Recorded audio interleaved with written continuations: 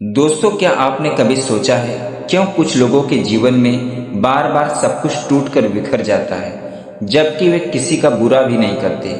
क्या ये केवल दुर्भाग्य है या ईश्वर की कोई छिपी हुई योजना है?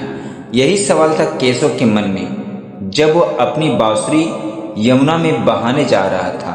पर तभी नीलवर्ण श्री कृष्ण प्रकट हुए और जो उन्होंने कहा वह हर उस आत्मा के लिए संदेश है जो हार को अंत समझती है।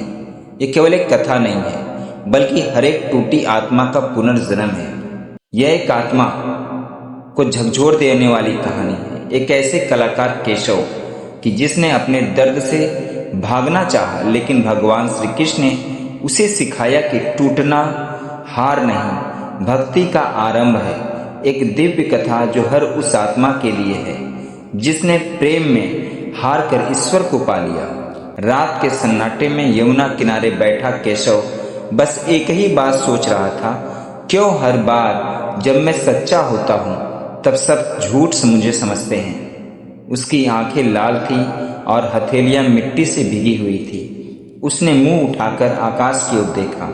वही तारे, वही चांद, पर आज कुछ अलग था।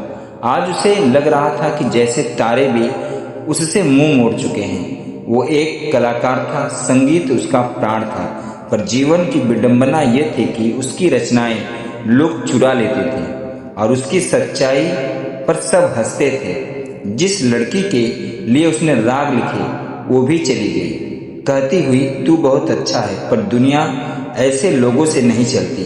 वो टूट चुका था। उस रात उसने तय किया वो अब कोई संगीत नहीं बनाएगा। वो अपनी बांसुरी को यमुना में बहा देगा और संगीत के लिए कभी फिर लौटेगा नहीं। जब उसने बांसुरी उठाई तो एक हल्की हवा चली। यमुना की लहरें अजीब ढंग से हिलने लगी, जैसे कोई उसे रोक रहा हो, पर उसने अनदेखा किया। अब किसी को मेरी परवाह नहीं, उसने कहा, और तभी पीछे से एक स्वर उठा, नर्म, मधुर, पर असीम शक्ति से भरा। तो क्या तुझे लगता है तेरा संगीत सिर्फ तेरा था केशव?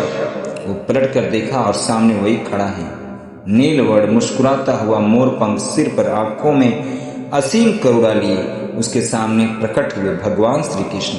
केशव अवाक रह गया। वो कुछ और शब्द नहीं निकाल पाया, बस कांपते हुए बोला, मेरा नाम भी केशव है। फिर आप भी? श्री कृष्ण मुस्कुराए और कहने लगे, क्योंकि तेरा नाम मेरा ही प्रतिबिंब है।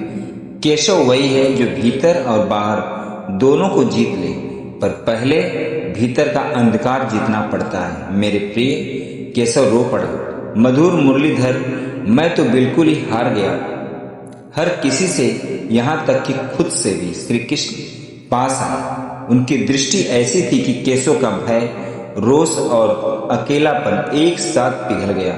तू हारा नहीं है, कृष्ण ने कहा, तू बस एक ऐसे मोड़ पर है जहाँ सत्य और मोह का युद्ध चल रहा है, और तब आत्मा का युद्ध होता है तो सब बाहर बिखरता है ताकि भीतर का संगीत फिर जन्म ले सके। केशव कांपते स्वर में बोला, पर मेरा संगीत अब मर गया है केशव। श्री कृष्ण हल्के से हंसे। उन्होंने अपनी बांसुरी हाथ में ली और कहा, संगीत कभी मरता नहीं केशव, वो बस तब तक मौन रहता है जब तक तू अपने भीतर के शोर से मुक्त नहीं हो जाता। फिर उन्होंने अपनी बांसुरी होठों से लगाई। एक सुर निकला, ऐसा जो न धरती का था न आकाश का। वो सुर जैसे हर टूटे राग को जोड़ रहा था, हर अधूरी प्रार्थना को पूर्ण कर रहा था। केशव की आंखों से आंसू बहने लगे। वो वही जमीन पर गिर पड़ा। उसने श्री कृष्ण के चरणों को पकड़ लिया। प्रभु, मैंने सबको दोष दिया, पर असल में मैं ही अपने भीतर खो गया था। श्री कृष्ण ने उसके सिर पर हाथ रखा। जब तू टूटता है तब मैं तेरे भीतर जन्म लेता हूँ, जब तू मौन होता है तब मैं तेरी बांसुरी लेती हूँ, और जब तू फिर से प्रेम करना सीखता है तब तू वास्तव में केशव बन जाता है। यमुना किनारे हवा थम गई थी। बांसुरी का स्वर, जो नील आभा, सब धीरे धीरे विलीन हो गए। केशव वहीं बैठा रह गया, पर अब उसका चेहरा शांत था, आंखों में प्रकाश था। उसने अपनी बांसुरी उठाई और पहली बार महसूस किया, संगीत अब बाहर ही नहीं, उसके भीतर भी बह रहा है। अगली सुबह गांव के लोगों ने सुना यमुना किनारे एक युवक ऐसा राग बजा रहा था जिसे सुनकर हर किसी की आंखें भीग गई। कहा जाता है वो राग केशव राग कहलाया, जो आज भी कुछ आत्माओं के भीतर बसता है जब वे श्री कृष्ण के मौन में अपना स्वर ढूंढती हैं। उन आत्माओं के लिए जिन्होंने प्रेम में हारकर ईश्वर को पा लिया। आज के लिए दोस्तों बस इतना ही। राधे राधे। जय श्री कृष्ण।